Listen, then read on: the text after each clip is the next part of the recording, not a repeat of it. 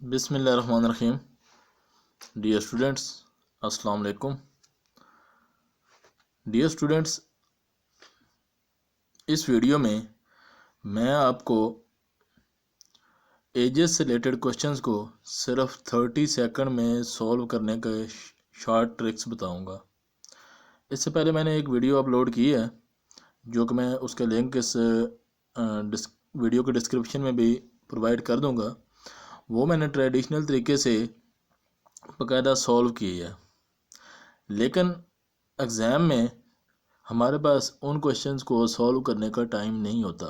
हमें आंसर को जितना जल्दी हो सके इतना जल्दी करेक्ट आंसर को टेक करना होता है। तो इस हवाले से मैं ये वीडियो बना रहा हूँ और इसमें मेरा दावा है कि आप 30 सेकंड्स के अंदर क्वेश्चन का आंसर राइट आंसर दे लेंगे। जी, थोड़ी सी तवज्जो आपने देनी है और इसको गौर से सुनना है। क्वेश्चन है जी, ratio between present ages of Aslam and Waqas is 5:4। कि असलम और वकास की एज में जो मौजूदा रेशो है वो 5:4 है। आफ्टर 3 ईयर्स, 3 साल बाद, ratio between their ages becomes 11:9। तो उनकी एजेस की रेशो 11:9 हो जाएगी। What is the present age of Waqas? Waqas की मौजूदा उम्र कितनी है? 27 years, option B 24 years, option C 35 years and option D none, कि इनमें से कोई भी नहीं।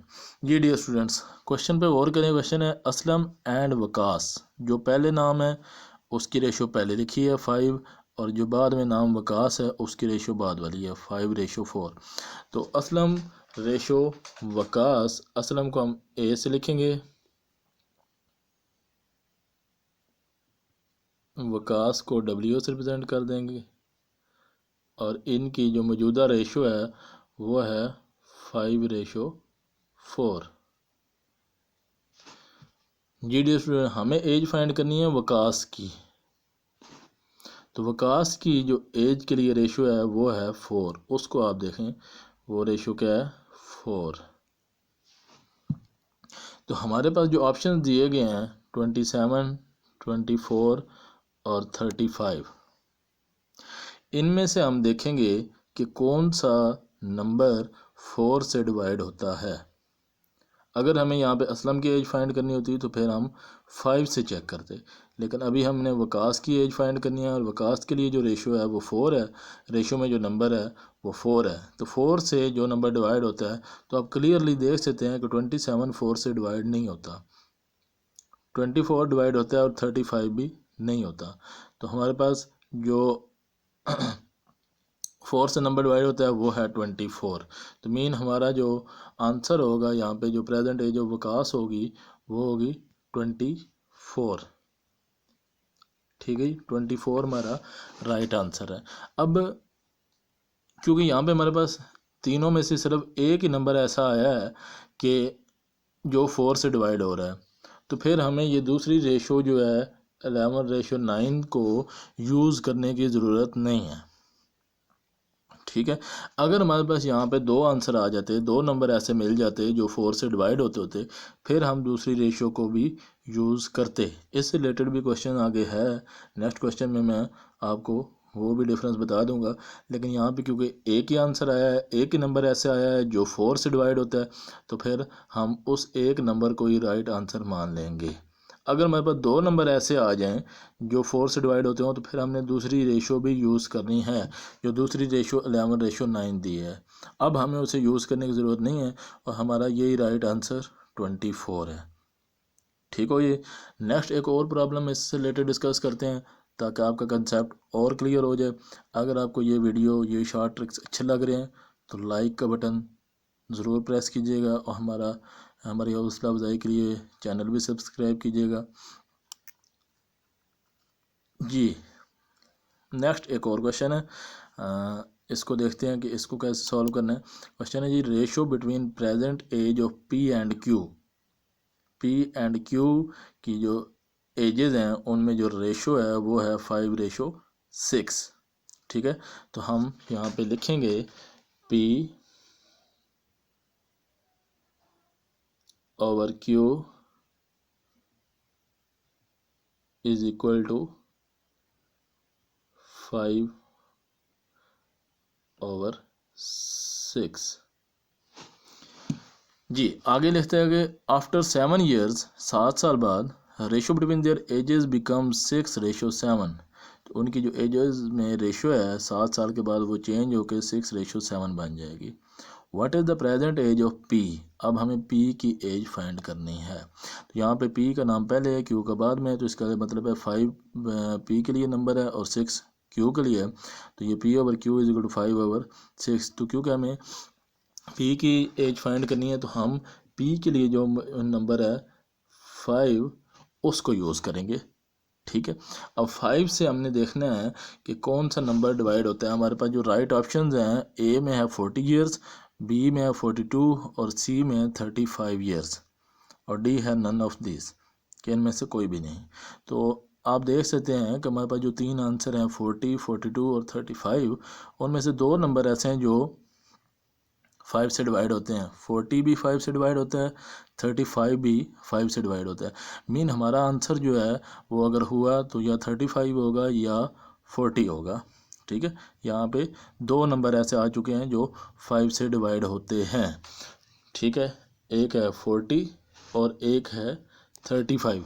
अब हमें इन 2 नंबर में से डिसाइड करना है कि कौन सा राइट आंसर है। ठीक है, तो अब राइट आंसर इन 2 में से डिसाइड करने की, अगर एक आता, कोई एक नंबर ऐसा होता जो 5 से डिवाइड होता तो फिर वही राइट आंसर था, हमें दूसरी रेशो यूज़ करने की ज़रूरत नहीं थी, ये 6:7 जो है। लेकिन अब क्योंकि हमारे पास 2 आंसर आ गए हैं, 2 में से एक राइट आंसर होना है, तो अब एक राइट आंसर ढूंढने के लिए हमें दूसरी रेशो यूज़ करनी है। ठीक हो गया।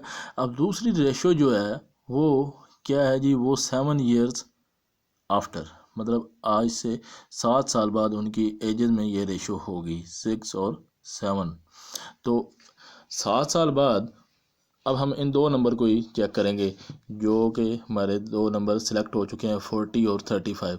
7 साल बाद जो है 40 क्या बन जाएगा, 40 बन जाएगा 40 + 7 47 और 35 बन जाएगा 42। जी 7 साल बाद जो रेशो बन चुकी है वो क्या है, 6 और 7, जिसमें से 6 नंबर पी के लिए है और 7 जो है वो क्यू के लिए है। अब हम यहाँ पे जो 6 अलाट हो चुका है पी के लिए, अब इनमें से 6 से डिवाइड करेंगे इन 2 आंसर्स को। ये जो हमारे पास 47 आया है और 42 आया है, 7 ऐड करने के बाद इसको हम 6 से डिवाइड करेंगे, क्योंकि रेशो में 6 नंबर जो है वो पी का है और 7 क्यू का है। तो 6 से हमें क्लियरली नज़र आ रहा है कि नंबर जो डिवाइड होता है वो है 42। ठीक है, तो 42 जो है वो 35 में 7 ऐड करने से आंसर आया था। तो मीन अब हम उन 2 में से भी एक नंबर पे आ गए हैं और वो नंबर है 35। पहले हमें ये था कि हमारा आंसर या 40 होगा या 35 होगा, लेकिन अब हमें क्लियर हो गया है कि हमारा आंसर 35 है। 35 ऐसा नंबर है जो पहले 5 से भी डिवाइड हुआ है और अब उसमें 7 ऐड होने के बाद 42 जो आया है वो भी 6 से डिवाइड हो गया है। पहले हमने 5 से डिवाइड किया है क्योंकि पहले रेशो में जो पी के लिए नंबर अलाट था वो 5 था, और अब नई रेशो में जो नंबर पी के लिए अलाट है वो 6 है। अगर हम क्यू के लिए चेक कर रहे होते तो फिर हम पहले 6 से डिवाइड करते और बाद में 7 से करते। क्लियर हो गया डियर स्टूडेंट्स, ये बिल्कुल शॉर्ट मेथड है। 30 ईयर्स में 30 सेकंड्स में आप इजीली आंसर डिसाइड कर सकते हैं, बजाय आप बहुत लंबी कैलकुलेशंस करें और उसके बाद आंसर तक पहुँचें। ठीक है, अगर ये आपको मेथड क्लियरली समझ आ रहा है, ये शॉर्टकट्स अच्छी लग रही हैं, तो लाइक तो एक बनता है इस वीडियो के लिए, लाइक ज़रूर कीजिएगा मेरी हौसला अफजाई के लिए। एक एग्जांपल और सॉल्व करवाता हूँ मैं आपको, ताकि आपका कंसेप्ट मज़ीद क्लियर हो सके। तो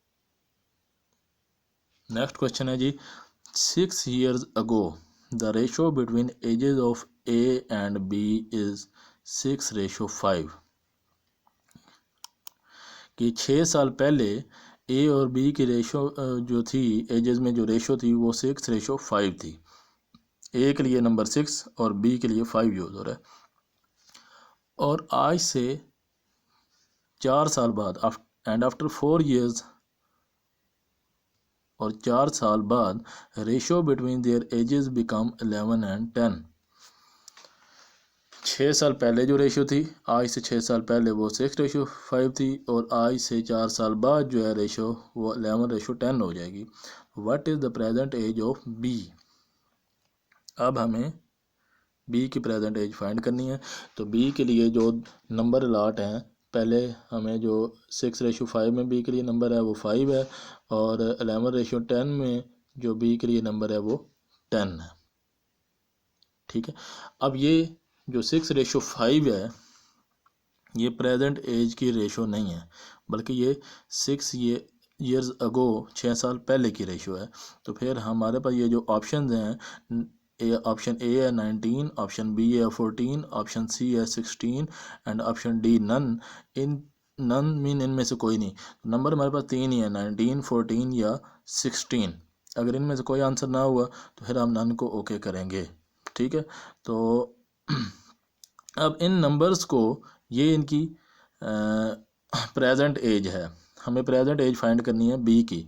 लेकिन जो हमें रेशोज दी गई हैं, एक रेशो है 6 year अगो की और एक रेशो है 4 years आफ्टर की। प्रेजेंट एज की कोई रेशो नहीं दी गई। जैसे पिछले क्वेश्चन में प्रेजेंट एज की रेशो भी एक दी हुई थी। तो इसमें हम क्या करेंगे कि जो 19 है, अब हम यहाँ पे डायरेक्ट डिवाइड नहीं करेंगे कि हम डायरेक्ट 5 से डिवाइड कर दें, नहीं, बल्कि ये 6 year अगो की रेशियो है। तो फिर हम 19 में से भी 6 माइनस करेंगे, 19 में से 6 माइनस करेंगे तो क्या आ जाएगा 13।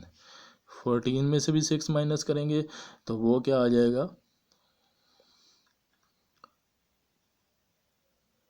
8 और 16 में से भी 6 माइनस करेंगे तो वो क्या आ जाएगा 10।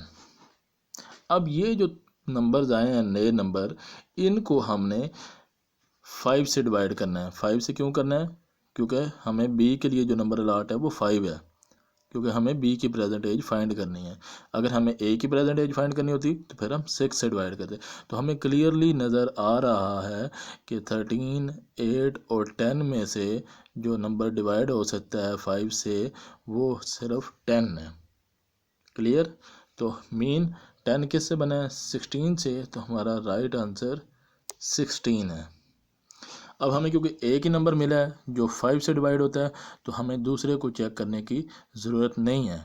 अगर हमने अपनी तसल्ली के लिए चेक करना भी है तो आप देख सकते हैं कि 10 में